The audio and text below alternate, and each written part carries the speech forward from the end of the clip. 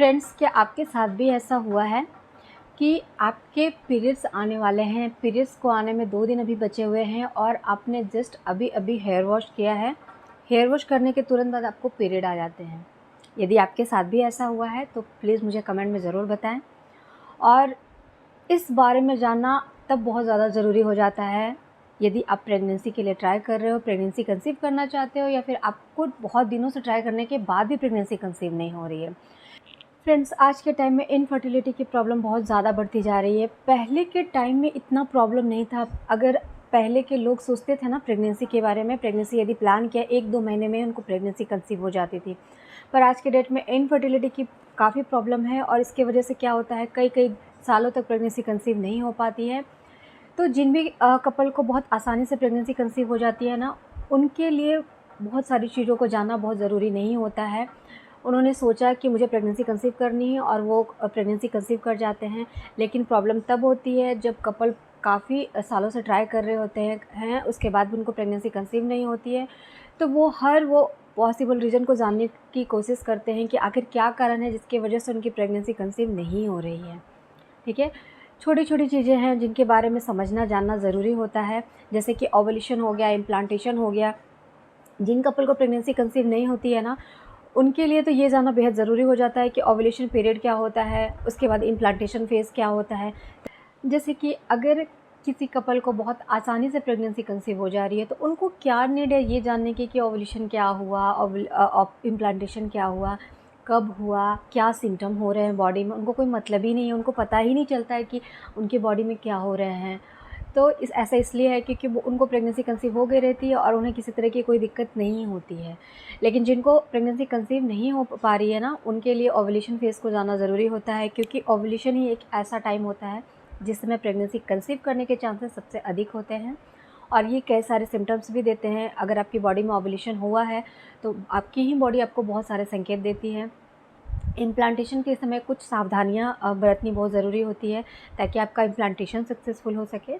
Hello everyone, welcome to my channel. मैं हूँ प्रियंका और आज के इस वीडियो में हम जानने वाले हैं कि पीरियड के 20वें दिन के बाद ऐसी कुछ चीज़ें हैं जिसको आपको नहीं करना है ताकि इस मंथ आपकी प्रेगनेंसी कंसीव हो ही जाए। कुछ ऐसी सावधानियाँ होती हैं ना जिसे हमें बरतनी होती है पीरियड के 20वें दिन के बाद से, यानी कि आपकी पीरियड डेट 10 दिनों में आने वाली है और ये जो लास्ट के 10 दिन है ना, वो काफ़ी इम्पॉर्टेंट होते हैं, थोड़े क्रिटिकल होते हैं, इसलिए थोड़ी सावधानियाँ बहुत ज़रूरी होती है इस टाइम पे। फ्रेंड्स, वीडियो काफ़ी इन्फॉर्मेटिव होने वाली है। जिनको प्रेगनेंसी कंसीव नहीं हो रही है उनके लिए बहुत इसलिए वीडियो को स्किप ना करें, पूरी वीडियो देखें, क्योंकि छोटे-छोटे स्टेप्स बताएँ, छोटी-छोटी चीज़ों को मैंने शेयर किया है जिससे यदि आपने फॉलो किया तो श्योरिटी के साथ मैं कहती हूँ कि ज़रूर प्रेगनेंसी कंसीव हो गई। अगर इससे रिलेटेड आपको कोई भी इश्यू होगी तो ये समझते हैं, वीडियो शुरू करते हैं। वीडियो शुरू करने से पहले अगर मेरे चैनल पर नए हैं और अगर मेरा ये वीडियो आप लोगों के लिए हेल्पफुल है, प्लीज़ वीडियो को लाइक शेयर ज़रूर कीजिएगा। पहली बार चैनल को विजिट कर रहे हैं, सब्सक्राइब करना ना भूलें, बेल आइकन को भी प्रेस कर दें ताकि इसी तरह की और भी वीडियो की नोटिफिकेशन आप तक सबसे पहले पहुँचे। तो चलिए वीडियो को स्टार्ट करते हैं। फ्रेंड्स, प्रेगनेंसी कंसीव होना यानी कि जब एग और स्पर्म का मीटअप हो जाता है, फर्टिलाइजेशन हो जाता है, उसके बाद जब तक गर्भ आपके यूट्रस की वॉल से इम्प्लांट नहीं होता है तब तक प्रेगनेंसी कंसीव नहीं होती है। फर्टिलाइजेशन होने के बाद भी इस प्रोसेस में करीबन 6 से 7 दिन का समय लगता है और 7 दिनों के बाद आपका इम्प्लांटेशन हो गया रहता है। यानी पिछले पीरियड से 20वें, 21वें, 22वें या 23वें दिन आपका इम्प्लांटेशन होता है। अलग-अलग दिन पे होता है क्योंकि सबके पीरियड की साइकिल अलग है, सबकी बॉडी अलग है, ठीक है? तो किसी को 20वें दिन, किसी को 21वें दिन, किसी को 22वें दिन ऐसे इम्प्लांटेशन होता है और ये ऐसा फ़ेज़ होता है ना जिस समय थोड़ी सावधानियाँ बरतने की ज़रूरत होती है। इम्प्लांटेशन के बाद कुछ ऐसी चीज़ें हैं जो कि हमें नहीं करनी चाहिए, अवॉइड करनी चाहिए, जिसमें सबसे पहले मैं बात करूँ तो हेयर वॉश। तो फ्रेंड्स, इस समय आपको हेयर वॉश नहीं करना है। पुराने टाइम में भी दादी-नानी जो भी होती थी ना, वो हेयर वॉश करने से मना करती हैं। पहले के टाइम में ना इसे टोटके के रूप में लिया जाता था क्योंकि इतना साइंटिफिकली कोई नहीं जाते थे या फिर नहीं समझने की कोशिश करते थे। पहले के टाइम में मना किया जाता था और इसे एज़ अ टोटके के रूप में लिया जाता था कि अगर आप ऐसा करोगे तो आपको प्रेगनेंसी कंसीव हो जाएगी। तो आप टोटका समझ के ही इम्प्लांटेशन के टाइम पे हेयर वॉश ना करें। अगर आपको प्रेगनेंसी कंसीव करनी है, क्या जाता है यदि आप हेयर वॉश ना करो? सपोज़ कि ये टोटका है तो क्यों ना हम करें, यदि हमें इससे फ़ायदा हो या फिर इसे एक एक ट्रिक को फॉलो करने में क्या जाता है, अगर आप इस मंथ या अगले 2 महीने तक इसे फॉलो करो, हम हर उस पॉसिबल चीज़ को करने की कोशिश करते हैं जो कि हमें जल्दी से जल्दी प्रेगनेंसी कंसीव करा दे। तो फ्रेंड्स, यदि आप हेयर वॉश ट्रिक को फॉलो करते हो, आपको बहुत फ़ायदा होता है, इससे प्रेगनेंसी कंसीव हो जाती है। अच्छा, इसके पीछे के साइंटिफिक रीज़न को भी समझ लेते हैं। यदि आप हेयर वॉश करते हो तो क्या होता है ना कि जो बॉडी में आपका जो हार्मोनल बैलेंस होता है ना, वो कहीं न कहीं डिस्टर्ब हो जाता है। आप हेयर वॉश करते हो, जो प्रोजेस्टेरोन हार्मोन है उसका लेवल डाउन होता है और फिर आपके पीरियड्स आ जाते हैं, ठीक है? तो इस टाइम पे इसलिए हेयर वॉश नहीं करने की सलाह दी जाती है, ताकि जो भी आपके हार्मोन्स हैं ना, जिस बैलेंस में है उसी बैलेंस में कंटिन्यू रहे, ताकि प्रेगनेंसी आपकी सक्सेसफुली कंसीव हो पाए। इस पे मैंने सेपरेट वीडियो बनाया हुआ है, हेयर वॉश ट्रिक को लेकर डिटेल में बताया हुआ है, साइंटिफिक लॉजिकल रीज़न को भी बताया हुआ है कि क्यों हेयर वॉश नहीं करते हैं, ठीक है? तो आपको इसे फॉलो ज़रूर करना है। यदि आपने इसे फॉलो किया है, एटलीस्ट 3 मंथ्स तक आपको प्रेगनेंसी ज़रूर कंसीव होगी।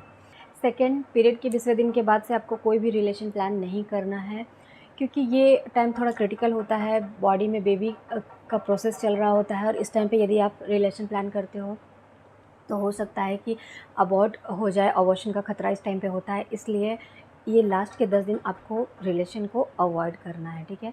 क्योंकि यदि आप रिलेशन प्लान करते हो तो ऐसा होता है कि आपके पीरियड्स आ जाते हैं, और पीरियड्स के साथ क्लॉट्स आपको देखने को मिलते हैं, जो कहीं न कहीं आपका बेबी डिस्कार्ड हुआ रहता है। तो इस टाइम पे आपको रिलेशन प्लान नहीं करना है।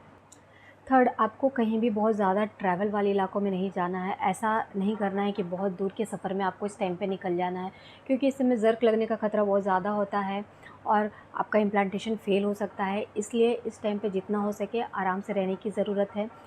फोर्थ, आपको बहुत भारी सामान नहीं उठाना है। हम ऐसा करते हैं ना जनरली कि जब भी काम कर रहे होते हैं तो हमें उतना पता नहीं होता है, अचानक से किसी भी भारी सामान को उठा लिया, जिसकी वजह से आपके लोअर एब्डोमेन में प्रेशर पड़ता है और आपका इम्प्लांटेशन सक्सेसफुल नहीं हो सकता है। इसलिए आपको बहुत भारी सामान उठाने की ज़रूरत बिल्कुल भी नहीं है।